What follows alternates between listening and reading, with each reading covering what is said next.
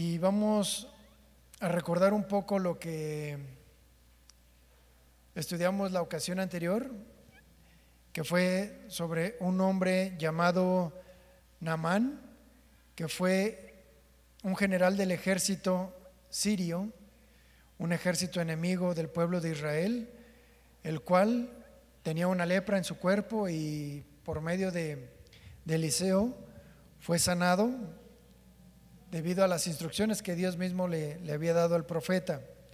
Así que este hombre, este general, regresa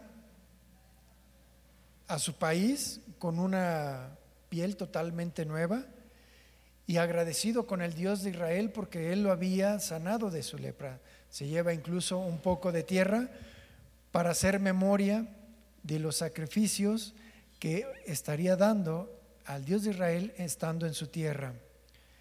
Así que el rey de Siria, el cual andaba pues buscando tener pleito con el rey de Israel, a través de este suceso, pues parecería que hubieran calmado las situaciones, ¿verdad?, tan ríspidas. Sin embargo, el rey de Siria no quitaba el dedo del renglón, como vamos a estudiar a continuación. Nada más para ubicarnos un poco, estamos aproximadamente entre el año 1200 y 1500 antes de la era, antes de Cristo, antes del nacimiento de Cristo, para podernos ubicar en el tiempo. Dice Segunda de Reyes 6:8. Estaba el rey de Siria en guerra en contra de Israel y en consejo con sus siervos dijo: en tal lugar y en tal lugar voy a colocar mi campamento. Este hombre, este rey llamado Ben-Hadad, había hecho alianzas con Acab, padre del rey Jeroboam en ese tiempo, y del pasaje en el contexto que estamos leyendo. Esa alianza o ese pacto fue el resultado de haberle perdonado la vida a Aminadab, el rey justamente de Siria. Sin embargo, no obstante, cuando le haces un bien a alguien, pero cuando ese alguien tiene todavía en su corazón tristeza, amargura, o mejor dicho, deseos de venganza, pues busca el momento adecuado como para poder tomar represalias en contra de aquella persona con la que no tiene paz. Este rey de Siria estaba en guerra con Israel. Él estaba buscando pleito. Era un hombre vengativo. Y a pesar de que en algún momento se le había perdonado la vida y después de haber sido sanado a su siervo a través de Eliseo, este rey busca pleito y busca un motivo para que pudiera vencer al rey de Israel. Por lo que él está buscando poner emboscadas de tal manera que pueda vencer al rey de Israel. Así que vemos que este rey hace un consejo, arma un plan, una estrategia, y en ese plan implementa esas emboscadas que les comento, con el fin de aumentar la probabilidad de tener éxito y así poder vencerlo. Así que él arma una serie de rutinas y de hábitos de acuerdo a cómo se comportaba el rey de Israel. Entonces seguramente introducía espías dentro de esa tierra con el objetivo de garantizar el derrocamiento, porque obviamente este rey de Siria iba por todo. Sin embargo, dice el versículo 9, entonces el varón de Dios envió a decir al rey de Israel. Este varón de Dios se refiere a Eliseo. A él le dice: no pases por tal lugar porque los sirios van hacia allá. De manera que el rey de Israel enviaba gente a aquel lugar que el varón de Dios le había dicho. Así lo hizo una y otra vez con el fin de cuidarse. ¿Qué era lo que hacía? Escuchaba la voz del profeta y lo atendía. Sin embargo, él también, para asegurarse, mandaba toda una comitiva de sus ejércitos para posicionarse en ese lugar por donde iba a pasar, de tal manera que impedía el acceso del pueblo enemigo, del ejército enemigo, de los sirios. Entonces este hombre tomaba esas decisiones prudentes. ¿Qué hacía? No exponerse. Y eso es algo prudente, ¿verdad? Cuando sabes que hay peligro y alguien te dice no vayas a tal lugar porque estas serían las consecuencias, hay que escuchar. Entonces, aquí vemos, dice el versículo 11, que cuando se entera el rey de Siria, se turba su corazón y entonces lo que hace, es decir, se desespera, lo que hace es buscar y llama a todos sus siervos. Y entonces les pregunta de una manera evidentemente desesperada: ¿No me descubriréis vosotros quién de nosotros están de parte del rey de Israel? Es decir, ¿quién de entre ustedes me está traicionando? Porque el rey de Israel sabe lo que estoy haciendo.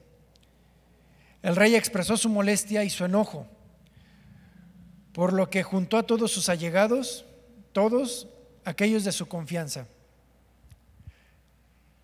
Y seguramente entre ellos también se encontraba, muy probablemente, Naamán. Y entonces él les pregunta y les dice: a ver, ¿quién de ustedes es el traidor? Y uno de sus siervos,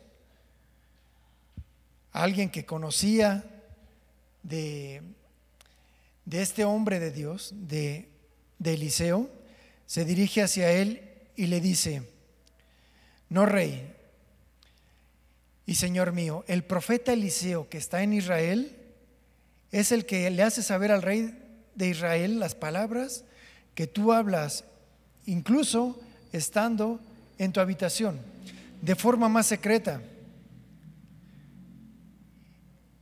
¿Qué podemos rescatar de lo anterior, mis hermanos? Que el hombre podrá hacer consejo en lo oculto para hacerte daño, podrá hacer planes.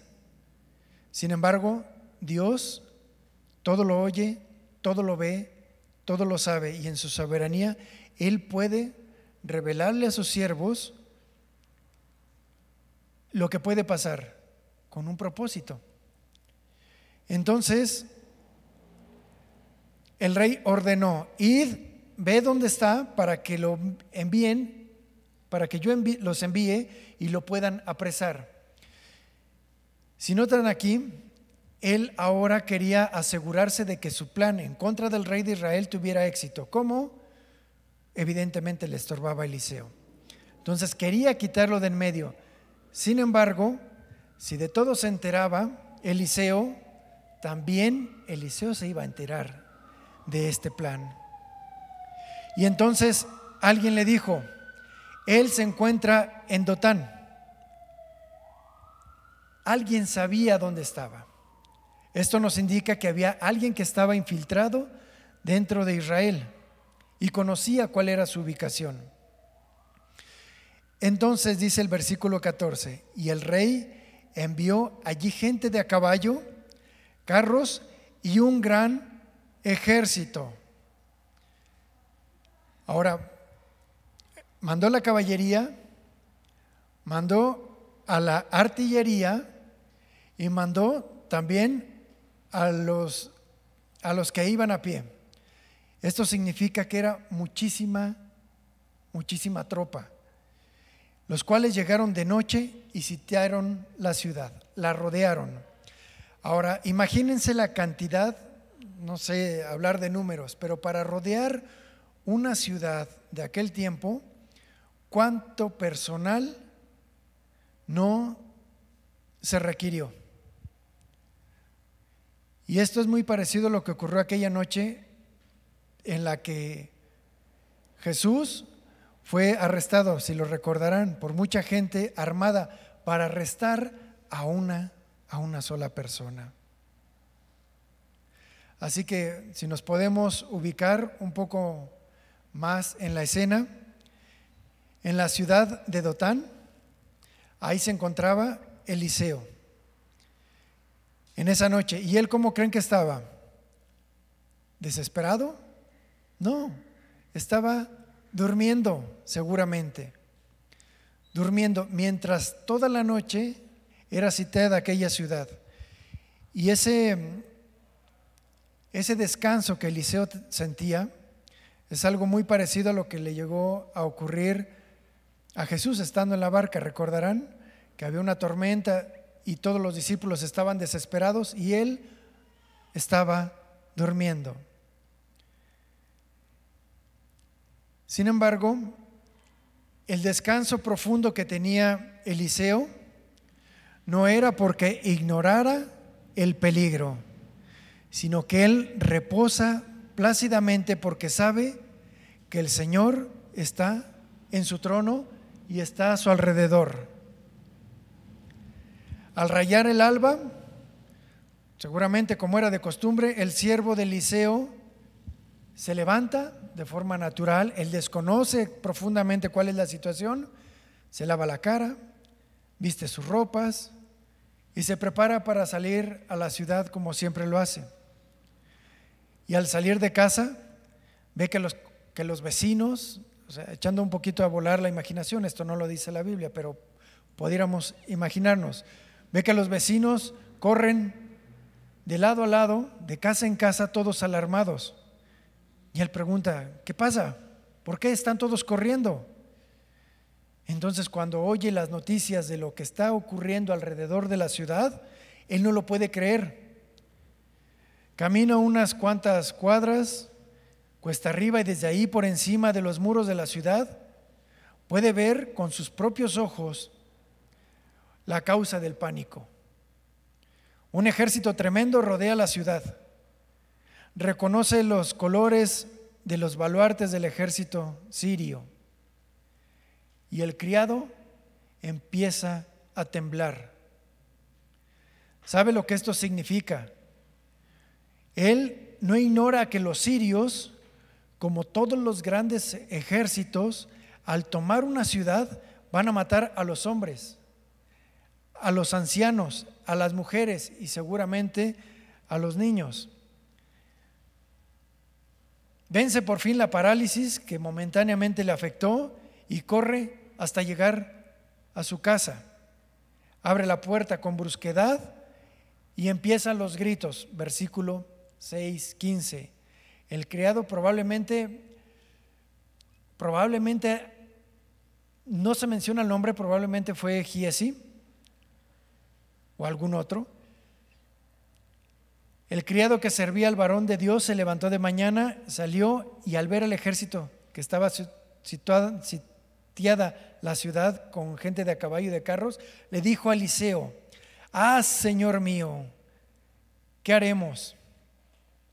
Miren, si este criado hubiera sido Giesi, él habría pensado: todo esto fue por mi culpa, por lo que él había hecho en su momento, recordarán, en el que él había abusado de la confianza de Eliseo. Sin embargo, bueno, no se menciona quién era él, pero él dice: ¿qué hacemos? Aquí notemos que el temor es algo totalmente natural en el ser humano y a cualquiera de nosotros nos puede invadir, ya que el miedo y el temor es una forma y un mecanismo de defensa, porque buscamos de forma natural preservar nuestra vida, ¿no es cierto? Y cuando se nos quita el temor, lo que queremos hacer es salir corriendo de ese lugar de donde vemos que hay peligro. Así que imagina que tú, sin deberla ni temerla, te encuentras rodeado de gente que te quiere hacer daño, porque ¿qué haces? Pues tener miedo es lo normal. Así como ocurrió también con los discípulos en el huerto de Getsemaní, ¿recordarán? Cuando ellos ven que llegan los guardias, todos armados, y preguntan por Jesús, ven que se empiezan a forcejear y van por Jesús, ellos salen corriendo de ahí. Sin embargo, al igual que Eliseo y Jesús, ellos tienen una tremenda tranquilidad en el momento del peligro. Así como Jesús, él se ve con mucho valor y determinación, porque él sabía lo que le iba a acontecer, a pesar de que sus discípulos lo habían dejado.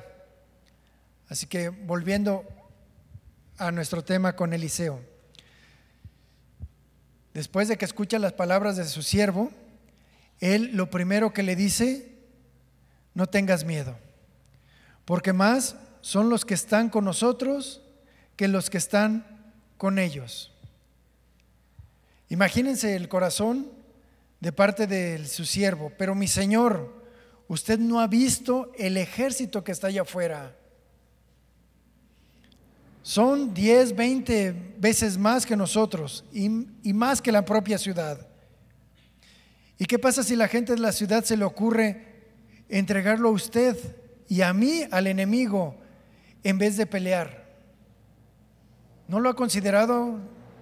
Y Eliseo sin duda conocía uno de los salmos que dice: aunque acampe un ejército contra mí, mi corazón no temerá.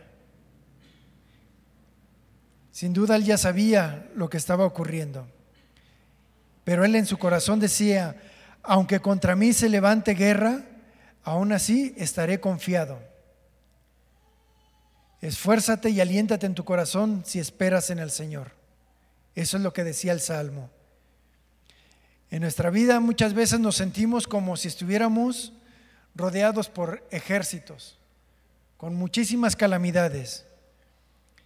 Y esos ejércitos enemigos nos quieren destruir y nos quieren atemorizar.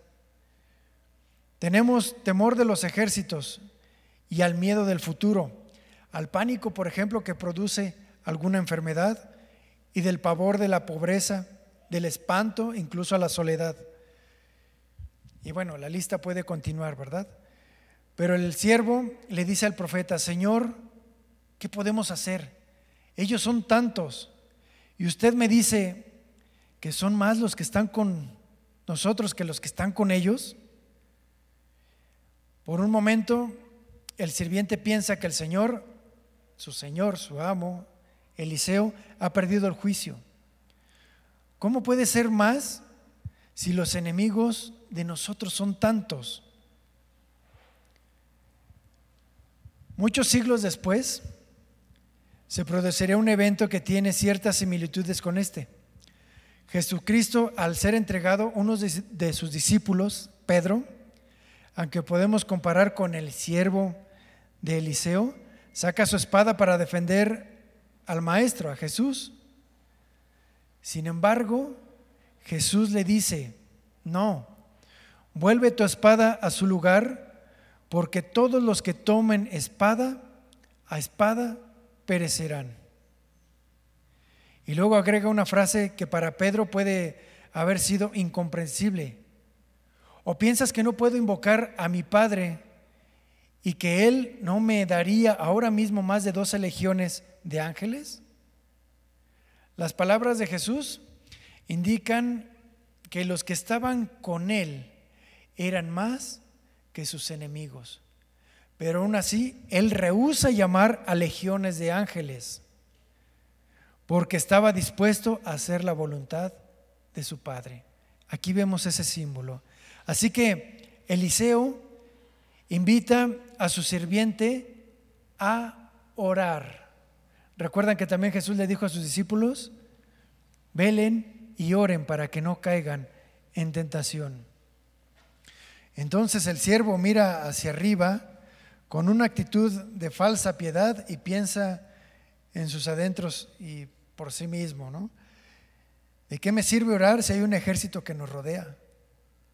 Sin embargo, el profeta de Dios se arrodilla y ora. Cuando lo hace, vemos en su rostro una calma perfecta, porque Eliseo estaba viendo algo que su siervo no veía. Y en su expresión vemos una experiencia de una paz que sobrepasa todo conocimiento. Y con toda confianza, él dice: te ruego, Jehová, que abras los ojos para que él vea. Jehová abrió entonces los ojos de su criado, y éste vio que el monte estaba lleno de gente de a caballo y carros alrededor de Eliseo, carros de fuego alrededor de Eliseo. Esto nos da más detalle en que entre el siervo y Eliseo había algunos metros de distancia, como si fuera un muro. Y él se dio cuenta de que había gente alrededor en los montes, pero también vio que alrededor de Eliseo habían carros de fuego. El criado tuvo esta visión, y entonces, cuando vio que había mucho más gente, descansó su alma y dijo: ahora sí, que vengan. Y ese ejército que veía era más grande y era enorme, y él ya no tenía tanto temor. Eliseo podría haber en ese momento pidió porque se le abrieron los ojos. Entonces ya él podía ver más allá. Entonces lo que hace Eliseo es lo siguiente: cuando ve que los demás, dice el versículo 18, si me acompañan por favor, dice: cuando los sirios descendieron hacia él, entonces la voz del hombre de Dios se dejó escuchar, y él oró a Jehová y dijo: te ruego que hieras con ceguera a esta gente. Miren, Eliseo pudo haber pedido en ese momento que Dios los hiciera pedazos. Sin embargo, Eliseo era un hombre conforme al corazón de Dios y no pidió la cabeza de sus enemigos. Él sabía que iban por él, sabía cuál era el motivo, pero él no tenía la más mínima intención de vengarse. Así que le pidió a Dios no sus vidas, sino solamente que ellos pudieran ver. No actuó como Elías, como su predecesor o su maestro. Él probablemente en su corazón, que era un corazón conforme al de Dios, y es el corazón que Dios quiere que nosotros tengamos, en su corazón tuvo un acto de misericordia para con sus enemigos. ¿Y sabes cuál es ese acto, mis hermanos? Ese acto es que nunca te tomes algo personal en contra de tu enemigo. Nunca. De esta manera podemos rescatar en este fragmento que no tomes una acción en contra de alguien de forma personal. Esto, ¿sabes qué? Te va a ayudar a tomar mejores decisiones, incluso que te lleven a la reconciliación. Porque esto fue lo que nos enseñó Jesucristo: no tomes la venganza en tus propias manos. Y vemos aquí algo trascendente, que fíjense, los ángeles que estaban alrededor de la ciudad, que eran muchísimo más que los enemigos, estaban dispuestos a hacer lo que Eliseo dijera. Lo que Eliseo dijera. y Jehová los hirió con ceguera, conforme a la petición de Eliseo. ¿Qué significaba esto? Que tanto la vida y la muerte estaban en la boca, de alguna manera, de Eliseo, porque lo que él dijera se iba a hacer. Así que los ojos del criado se abren y ve a todos que vienen y ya están todos ciegos. Ahora, ¿pueden imaginarse un poquito esa escena? Vienen algunos a caballo, algunos en sus carros y otros a pie, y de repente se quedan ciegos. Y cuando se quedan ciegos, la escena es algo indescriptible, es algo inverosímil, porque de pronto ya no vienen de forma recta, sino que ahora empiezan algunos a retroceder y otros van de lado a lado porque no saben hacia dónde ir. Entonces Eliseo, dice el versículo 19, Eliseo desciende y se dirige hacia ellos y le dice: este no es el camino ni esta la ciudad, seguidme y yo los guiaré al hombre que buscáis. Esto es algo también simbólico, mis hermanos, porque les estaba diciendo: el camino que ustedes están siguiendo no es el correcto, y esa no es la forma, ni la manera, ni la actitud. Así que yo les voy a guiar a dónde deben ir.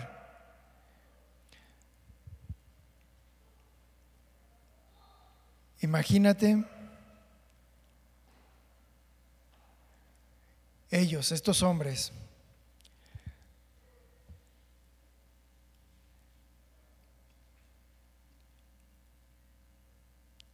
disculpen, cuando estos hombres se dirigen, cuando él se dirige hacia ellos, imaginen a todo el pueblo también mirándolos, mirando a Eliseo que se dirige hacia el ejército enemigo. ¿Qué van a hacer? Lo van a matar. Sin embargo, él se dirige a ellos y ahora les dice: síganme. Pero ellos tendrían que dejar absolutamente todo, tanto sus caballos, sus carros y también todas sus armas. Y como no ven, tendrían que tomarse el uno al otro, tal vez tomados de la mano y siguiendo a este hombre, a Eliseo. ¿Hacia dónde? Dice el versículo 20, que los llevó hacia Samaria. Esto nos dice aproximadamente que eran unos 15 o 18 kilómetros. Y entonces, cuando los lleva a Samaria y los pone en medio del pueblo de Israel, Eliseo clama a Jehová y le dice: Señor, abre los ojos para que estos vean. Y Jehová les abrió los ojos y vieron que se hallaban en medio de Samaria. Ahora, si te puedes imaginar qué fue lo que sintieron estos hombres, estos soldados sirios, porque su vida estaba ahora a merced de los enemigos. Ellos se encontraban totalmente rodeados, y porque seguramente, como les comentaba, ellos no traían ya ni armas y estaban totalmente desmoralizados e indefensos y a expensas de la misericordia de su enemigo. Entonces el rey de Israel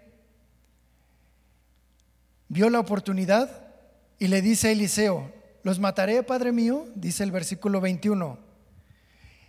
Esta expresión de parte del rey de Israel demuestra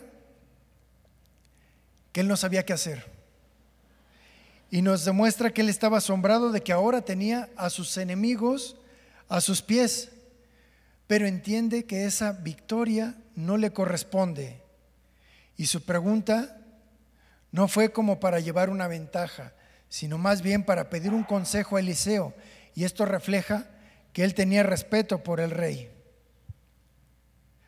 por su profeta. Entonces le respondió Eliseo: no los mates. ¿Matarás tú a los que tomaste cautivos con tu espada o con tu arco? Esto de alguna manera es algo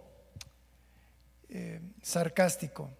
Si tú no los arrestaste, ¿cómo crees que los vas a matar? Al contrario, les dice, sírveles pan y agua, que coman y beban y que vuelvan a sus señores. Entonces, encontramos un principio aquí, porque lo que hace Eliseo es lo mismo que dice en el Nuevo Testamento. Y el ejemplo nos lo puso Jesús. Cuando veas a tu enemigo que tiene hambre, dale de comer. Y si tiene sed, dale de beber. Y haciendo esto, harás que le arda la cara de vergüenza. Y entonces Jehová te recompensará. Y así fue como ocurrió.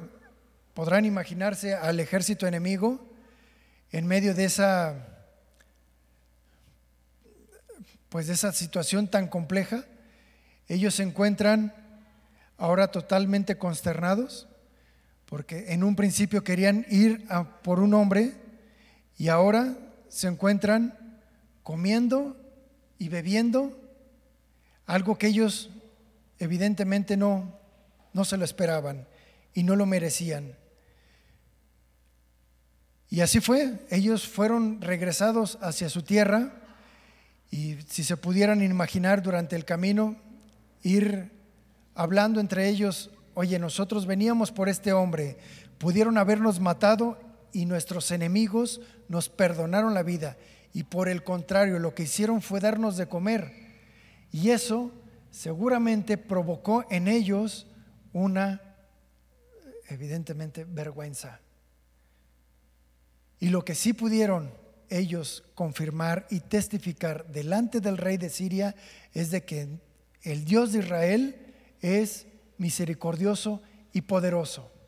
Y en cualquier momento pudo haber acabado con todos ellos en un abrir y cerrar de ojos.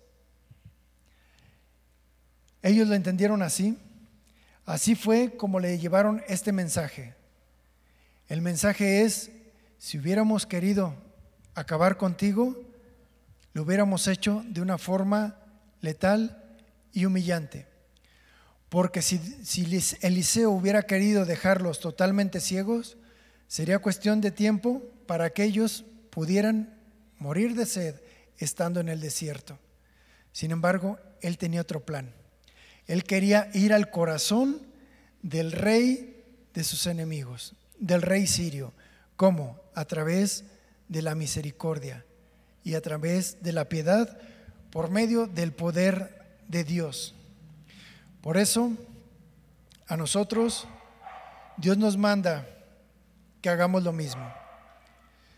Cuando tú veas que tu enemigo viene hacia ti, cuando veas que alguien quiere buscarte pleito, porque siempre va a haber circunstancias de esa manera, en primer lugar, no lo tomes de manera personal. Recuerda que Dios está contigo y el enemigo siempre va a querer quitarte esa paz, quitarte ese dominio propio a través de las personas. Así que no lo tomes personal. En primer lugar, confía en Dios. Dios tiene un plan y Dios te puede ayudar para salir bien librado de esa situación. Pero siempre dispón tu corazón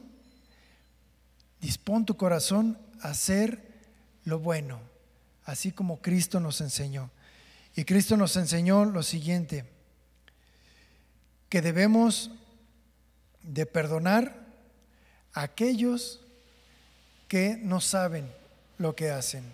Siempre tiene que haber esa actitud con el fin de que guardes siempre tu corazón y que cuando ves la oportunidad en la que puedes, evidentemente, ayudar a tu enemigo cuando él esté pasando por una situación de desventaja, hazlo, porque así se sentirá avergonzado. En Romanos 12:19 dice así: no os venguéis vosotros mismos, amados míos, sino dejad lugar a la ira de Dios, porque escrito está: mía es la venganza, yo pagaré, dice el Señor. Cuando en tu corazón se anida el deseo de venganza, y cuando la ejecutas, que es lo peor, ahí lleva una intencionalidad y puede ser que sea de más o de menos. Pero ¿qué crees? Como Dios todo lo ve, Dios nos está mandando que no nos venguemos y tú lo haces, entonces cuidado, porque Dios también te pagará a ti en la misma proporción. ¿Por qué? Porque Dios es justo. Y repito, Romanos 12:20 dice: así que si tu enemigo tiene hambre, dale de comer; si tiene sed, dale de beber, pues haciendo esto harás que le arda la cara de vergüenza, dice una versión. En una de sus versiones dice: ascuas de fuego acumularás en su cabeza.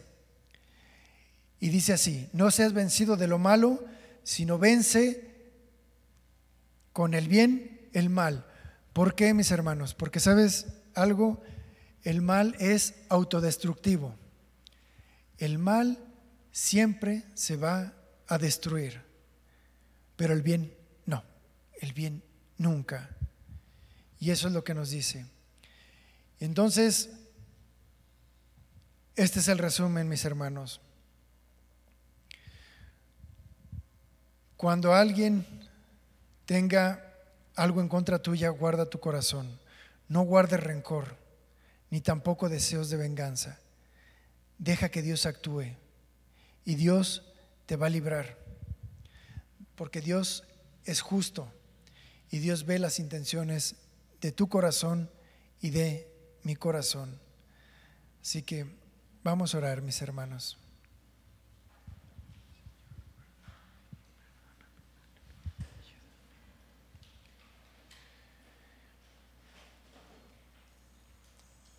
Bendito Dios y amado Padre, muchas gracias, Señor. Muchas gracias por tu palabra, gracias por tu consejo. Gracias porque en tu misericordia, nosotros que éramos enemigos tuyos, en muchas ocasiones nos rebelamos en contra tuya. Y nosotros íbamos siempre en contra de ti. Y no solamente eso, sino que nos juntábamos con el fin de una forma voluntaria y deliberada pecar en contra tuya, Señor. Pero cuando nosotros estábamos en nuestras fuerzas luchando en contra tuya, alguien se acercó a nosotros. Alguien que tú enviaste, alguien que tenía un sentir conforme a tu corazón, y nosotros que creíamos que veíamos, de repente, cuando se habló de tu palabra hacia nosotros, nos dimos cuenta que en realidad estábamos ciegos, que no sabíamos qué era lo que nosotros hacíamos, que íbamos en un lugar y en un camino equivocado, siendo arrastrados y siendo impulsados por el enemigo de nuestras almas que nos enviaba al frente, sin saber que estábamos en contra de ti. Pero cuando vino tu palabra y nos enseñaste y nos mostraste que hay un camino diferente por el cual transitar en nuestra vida, cuando esa persona nos dijo: ven, sígueme, sigue mis pasos, que yo te voy a llevar con aquel a quien tú estás buscando. Te voy a llevar con el Rey. Y nosotros en ese camino sin sentido, el cual seguíamos, poco a poco fuimos reflexionando en nuestra manera de vivir, en nuestra familia, en todo lo que habíamos hecho, como lo hicieron estos soldados. Y una vez que estaban en una situación de desesperación y de incertidumbre, vimos que el Rey nos había puesto una mesa llena de comida espiritual y de agua que saciaba nuestra sed. Y nos dimos cuenta de que ese banquete que tuvimos delante nuestro cuando éramos enemigos no lo merecíamos. Y nos dimos cuenta de que por la palabra del siervo de Dios ahora teníamos vida. Y ahora éramos enviados fuera de ese lugar para hablar de las maravillas del Dios de Israel, para hablar de las maravillas de lo que Dios hace en el corazón de un hombre que está dispuesto a ser transformado y a ser modelado conforme al corazón de Dios. Gracias, Padre Celestial, porque nosotros fuimos cambiados. Y así hay personas que también quieren ese cambio. Y el Rey está dispuesto a abrirnos los ojos. Muchas gracias, mi Dios, por tu misericordia. En el nombre de Jesús, amén.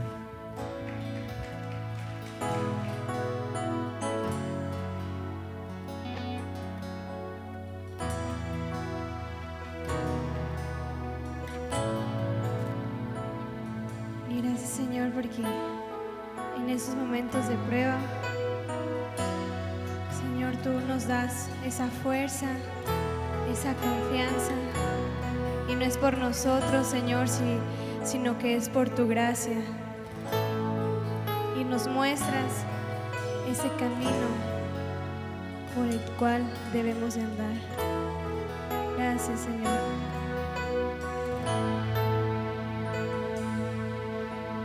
Has mostrado el camino por el cual yo debo andar. Sobre mí has puesto tu mirada, Dios. Me has mostrado el camino por el cual yo debo andar. Sobre mí has puesto tu mirada, Dios. Me diste a entender entre bien y el mal, mas tu palabra es mi caminar.